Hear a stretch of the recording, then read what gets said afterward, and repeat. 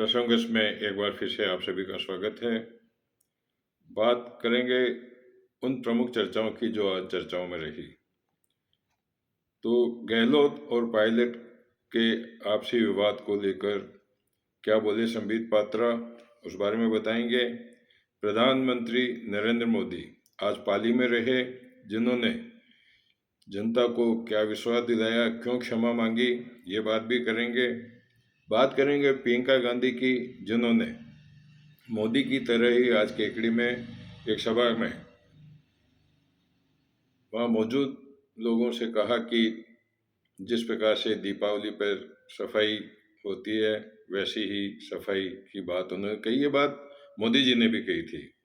तो यही सब चर्चाएं हैं जिनको लेकर के शुरुआत करते हैं। सबसे पहले गहलोत और पायलट के बारे में संबित पात्रा ने क्या कहा। भाजपा के प्रमुख राष्ट्रीय प्रवक्ता आज अजमेर दौरे पर रहे संबित पात्रा, जहां उन्होंने शाम को प्रेस कॉन्फ्रेंस की। प्रेस कॉन्फ्रेंस में संबित पात्रा को जब पत्रकारों ने पूछा कि राजस्थान में कांग्रेस की सरकार बनेगी, तो उन्होंने कहा कैसे बनेगी जब अशोक गहलोत ने सचिन पायलट को निकम्मा और नकारा और उसके अलावा कई कई बातों से उनको सुशोभित किया।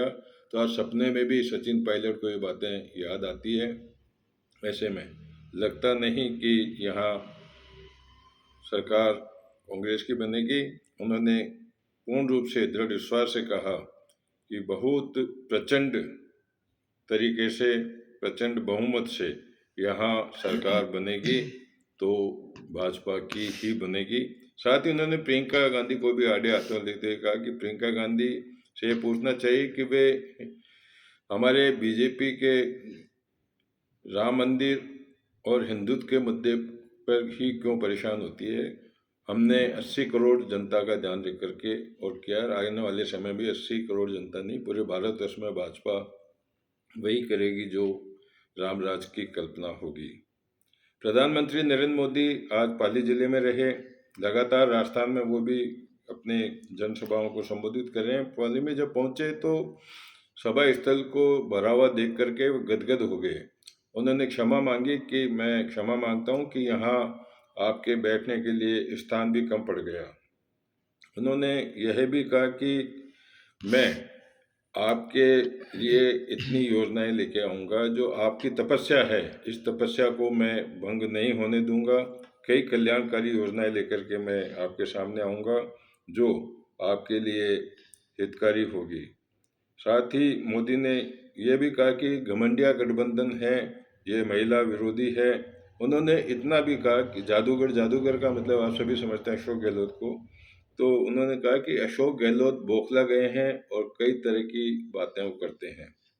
ये सब वीडियो मैं आपको बताऊंगा, संबित पात्रा का वीडियो भी बताऊंगा, प्रधानमंत्री का मोदी का वीडियो भी बताऊंगा और प्रियंका गांधी का भी वीडियो मैं आपको बतलाऊंगा कि उन्होंने क्या कुछ कहा।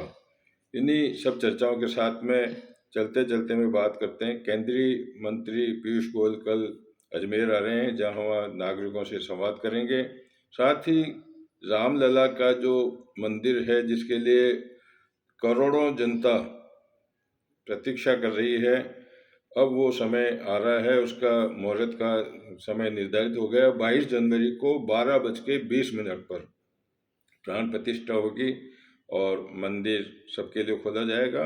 48 मिनट की पूजा होगी अभिजीत मुहूर्त में, और उस मुहूर्त में कई संत जनों के साथ साथ में प्रधानमंत्री नरेंद्र मोदी भी रहेंगे।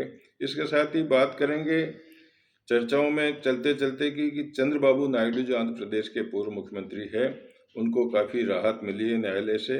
स्किल डेवलपमेंट के मामले में अब आंध्र प्रदेश हाई कोर्ट ने उनको रेगुलर बेल यानी रेगुलर जमानत दे दी है।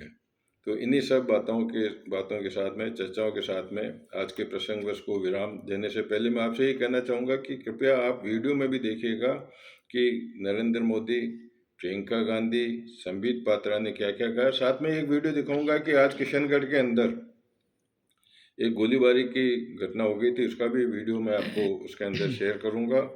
तो यही सब चर्चाओं के साथ में नमस्कार। स्वागत है भाई, स्वागत है, स्वागत है भाई, स्वागत है।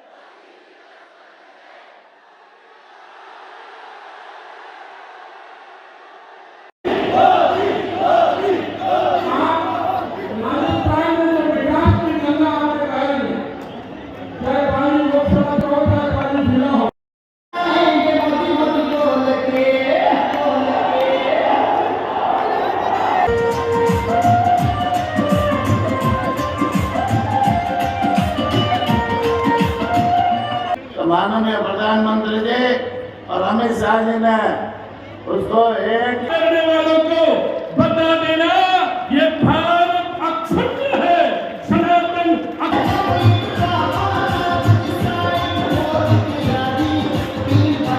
ऐसे हमारे यशस्वी प्रधानमंत्री जिनको आपने 9 वर्ष पूर्ण चुना और आज भारत की गरिमा को जिन्होंने विश्व स्थापित किया है, आज पूरा विश्व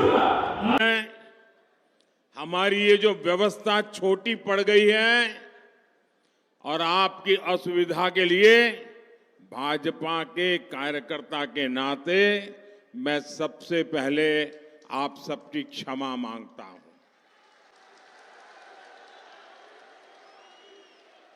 जो लोग ये ताप में तप रहे हैं और बड़े धैर्य के साथ सभा को सुन रहे हैं, जो ताप में तप रहे हैं, उनको मैं विश्वास दिलाना चाहता हूं कि ये ताप, ये आपकी तपस्या कभी भी बेकार नहीं जाने दूंगा। मैं कहीं भी जाइए और खास करके मेरे गुजरात में जाके देखिए, कोई जिला ऐसा नहीं मिलेगा जो पाली वाला वहां भाजपा का झंडा लेके खड़ा न हो। देखिए, जहां तक बी टीम का सवाल है, इसमें कोई दो मत नहीं है कि हमारे विधायक 4 बार से यहां जीत रहे हैं, 5वीं बार यहां जीत करके वो एक रिकॉर्ड कायम करेंगे। और जहां तक हमारे दल के पार्षद की आपने बात की, इसमें भी कोई संदेह नहीं है।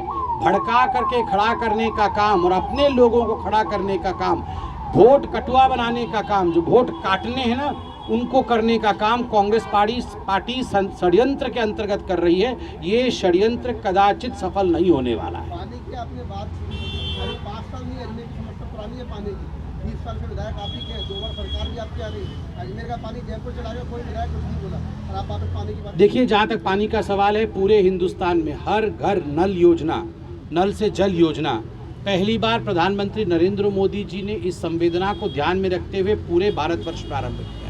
यह एक अभिनव योजना है, हर जगह आरंभ हो रहा है।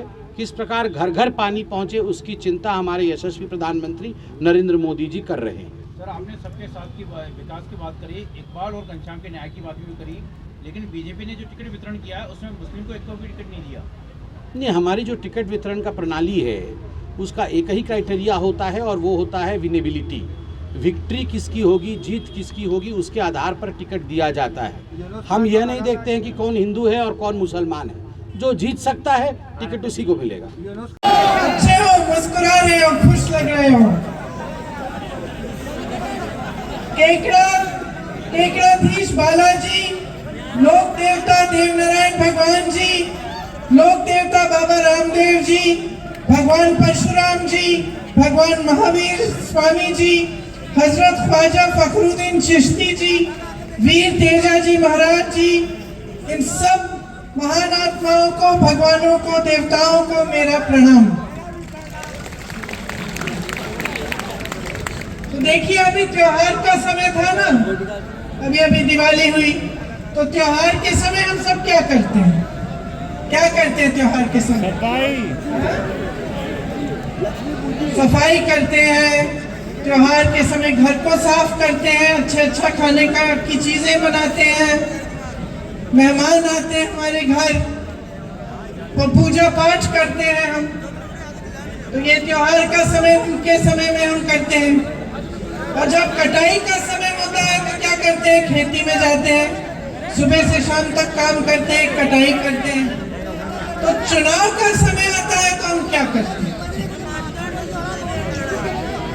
क्या करना चाहिए हमें? सफाई। देखिए, चुनाव का समय होता है तो एक चीज तो आप कर ही रहे हैं। ऐसी सभाओं में जाते हैं हम और बड़े बड़े नेता आते हैं, अलग अलग पार्टियों के, उनकी बातें सुनते हैं, फिर उन बातों का हम अनुमान लगाते हैं कि भाई इन बातों में वजन है कि नहीं है, लगाते हैं कि नहीं। फिर हमें अपना अनुभव देखना चाहिए कि चुनाव का समय है, आगे भविष्य में 5 सालों के लिए क्या होगा हमारे प्रदेश में, हमारे प्रदेश में 5 सालों से क्या चल रहा है, इसका हम अनुमान लगाते हैं। हम देखते हैं कि भाई हमारा अनुभव क्या है, क्या हमारी तरक्की हुई है, क्या जो सरकार हमारी जो चल रही है उसने हमारे लिए अच्छे अच्छे काम किए हैं कि नहीं, इसका हम आकलन करते हैं। और हम जब ऐसी सभाओं में आप लोग आते हैं तो एक बात बहुत जरूरी है कि आप ध्यान से हमारी बातें सुने, चाहे हम हो चाहे भाजपा के नेता हो, ध्यान से हमारी बातें सुने और कोशिश करें इसका अनुमान लगाने का कि इन बातों में कुछ वजन है कि नहीं है कि नहीं। तो अभी हाल ही में मोदी जी आए थे राजस्थान, मैंने देखा उनका भाषण, कहने लगे कि ये कांग्रेस के नेता एक दूसरे को रन आउट करने में लगते हैं, ऐसा बोला उन्होंने। तो मेरे मन में ये बात आई कि भाई इनके बातों में तो कोई वजन ही नहीं है। हमारे सारे नेता, हमारे सारे कार्यकर्ता एकजुट होकर मजबूत बनकर रणभूमि